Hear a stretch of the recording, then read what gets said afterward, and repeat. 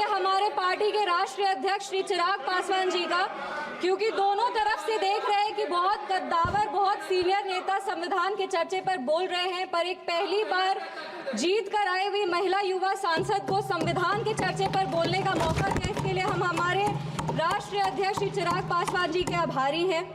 इस सदन में सबसे युवा सांसद होने के नाते हमें गर्व की अनुभूति हो रही है कि हम उस वर्ष इस सदन में शपथ लिए जिस वर्ष संविधान अपना 75वां वर्ष का उत्सव मना रहे हैं। सोशियोलॉजी की छात्रा रहे हैं, कॉलेज में सोशियोलॉजी को संविधान को एकेडमिकली और थ्योरेटिकली पढ़ने का मौका मिला है, पर 24 जून को जब इस सदन में हमने शपथ ली थी तो संविधान को अपना प्रेरणा मान करके, प्रेरणा स्तोत्र उससे प्रेरणा ले करके अपने कार्यों में भी संविधान को ढालने का मौका मिला है। महात्मा गांधी जी ने भारत के संविधान के विषय में 1931 में कहा था, I shall strive for a constitution which will release India from thraldom and patronage. I shall work for an India in which the poorest shall feel that it is their country in whose making they have an effective voice. An India in which there is no high class or low class of people. An India in which all communities shall live in perfect harmony. This is the India of my dreams for which I shall struggle. इस सदन में जब हम शपथ लिए थे, संविधान की शपथ लिए थे और सत्य निष्ठा से प्रतिज्ञान किए थे कि भारत की प्रभुता और अखंडता को अक्षुण्ण रखेंगे और कर्तव्यों का श्रद्धापूर्वक निर्वहन करेंगे, पर हमारे विपक्ष के लोग हैं जो विदेशी तंत्रों से हाथ मिला करके बार बार भारत की प्रभुता और अखंडता पर चोट करते हैं। एक तरफ जहां मोदी जी की कार्यकाल में एफडीआई बढ़ा है, जो फॉरेन डायरेक्ट इन्वेस्टमेंट है, वहीं पे इतने ही वर्षों में कांग्रेस का एसडीआई जरूर बढ़ गया। अब एस उसमें क्या है, उसका नाम लेंगे तो हल्ला हंगामा हो जाएगा, इसीलिए आप लोग खुद ही समझ जाइएगा। ये वही बात हो गया, हिंदी का एक मुहावरा है, मुंह में राम बगल में छुरी, पर ये भी विपक्ष पे सही नहीं बैठता है, क्योंकि विपक्ष तो प्रभु श्री राम का नाम ही नहीं ले सकते, पर छुरी लेकर के बार बार संविधान की हत्या जरूर करने का कोशिश करते हैं। इसीलिए हम लोग कहते हैं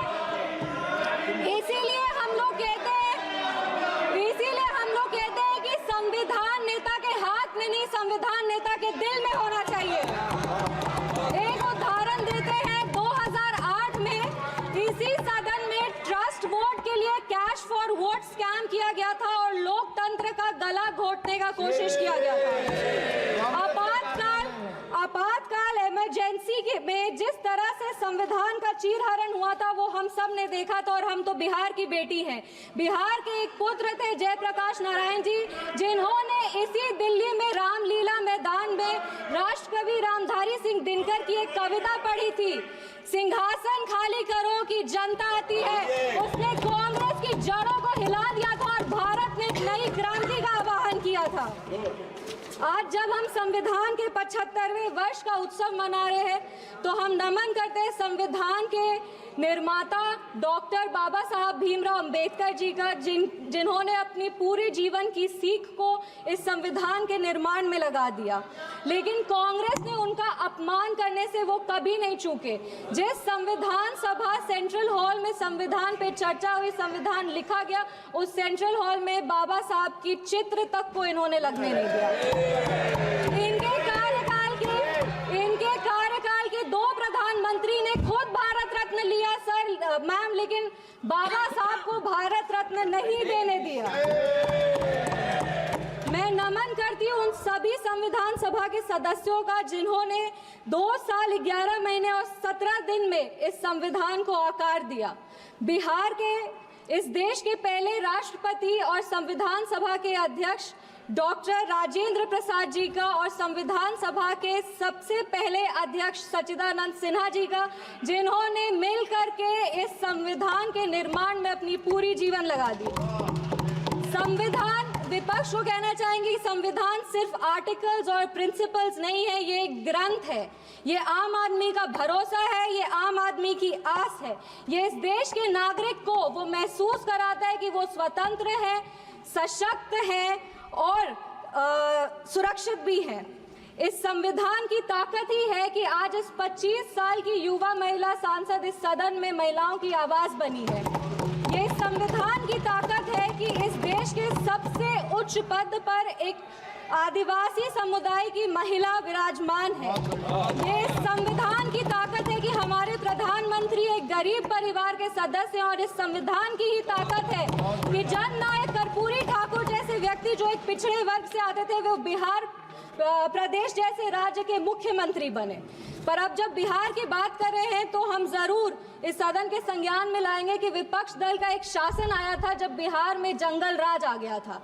उस जंगल राज में हर वो कार्य हुआ, उस जंगल राज में हर वो कार्य हुआ जो संविधान का उल्लंघन था, संविधान के निर्माताओं के विचारों का उल्लंघन था। बिहार उस समय दंगों और अपहरण का गढ़ बन गया था।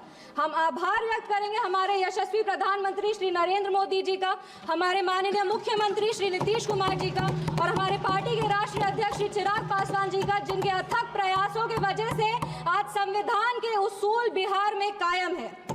विपक्ष के साथियों ने अपने भाषण में हमें आरक्षण विरोधी कहा, संविधान विरोधी कहा, हमें देश विरोधी कहा, लेकिन इन्हीं के 3 प्रधानमंत्रियों का जो वाक्य है वो इस सदन में हम पेश करना चाहेंगे।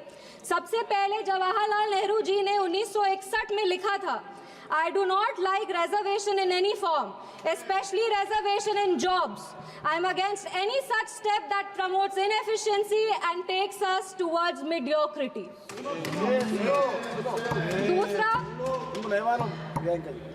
दूसरा इंदिरा गांधी जी ने, नीरज चौधरी जी की एक किताब थी हाउ प्राइम मिनिस्टर डिसाइड्स, उसमें उन्होंने कहा था अपने तब के लॉ मिनिस्टर शिव शंकर जी को कि एक ऐसा ATR तैयार कीजिए कि सांप भी मर जाए और लाठी भी ना टूटे। ये मंडल कमीशन के रिपोर्ट पे उन्होंने कहा था।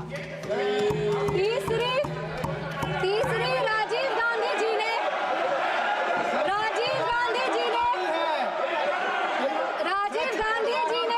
एक इंटरव्यू में आलोक मेहता को कहा था मार्च 1985 में, नो प्रमोशन ऑफ।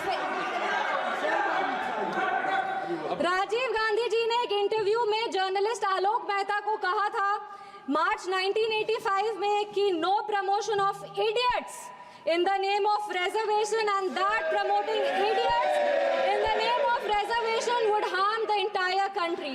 ये इनके 3 प्रधानमंत्री थे और देश 37 साल इनके प्रतिनिधित्व में था और इन्हें लगता था कि आरक्षण से इस देश में सेकेंड ग्रेड सिटीजन आते हैं।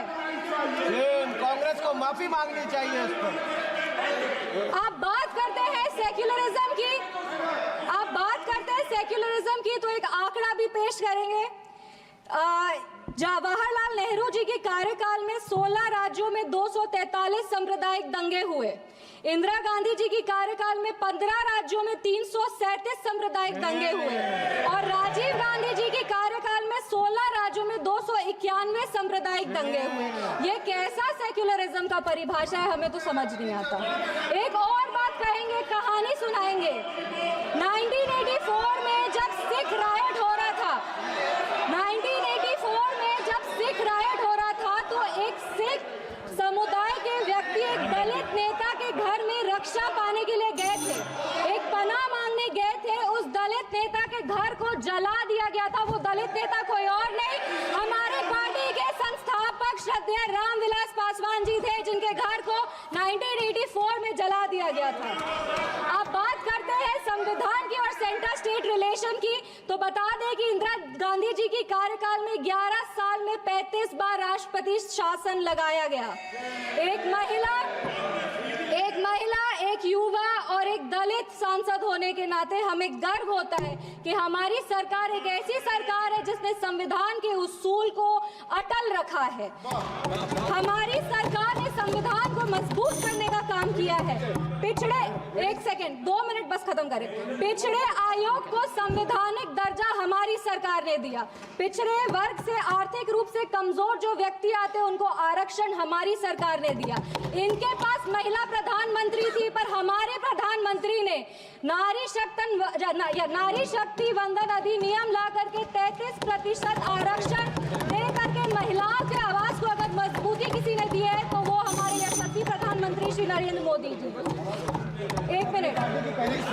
अच्छा एनडीए की सरकार ने बिहार में हमारे प्रधानमंत्री, हमारे माननीय मुख्यमंत्री श्री नीतीश कुमार जी और हमारे पार्टी के राष्ट्रीय अध्यक्ष श्री चिराग पासवान जी के नेतृत्व में संविधान के सभी प्रावधानों को मजबूती से वापस लाए हैं और यही प्रयास करते हैं कि संविधान को अपना प्रेरणा मानकर योजनाएं बनाए जो हर वो नागरिक तक पहुंचे जो जरूरतमंद है। अंत में अपने वाणी को 4 पंक्ति पढ़ के बैठ जाओ दादा, 4 पंक्ति बैठ जाओ दादा, 4 पंक्ति पढ़कर अपने वाणी को विराम देंगे। हर रंग को खुद में समेटकर जो बेखौफ खड़ा है, जाति और धर्म के दायरे से जो आगे बढ़ा है, नैतिक, निष्पक्ष, समावेशी संविधान ही है वो जो 75 वर्षों बाद भी सहज खड़ा है।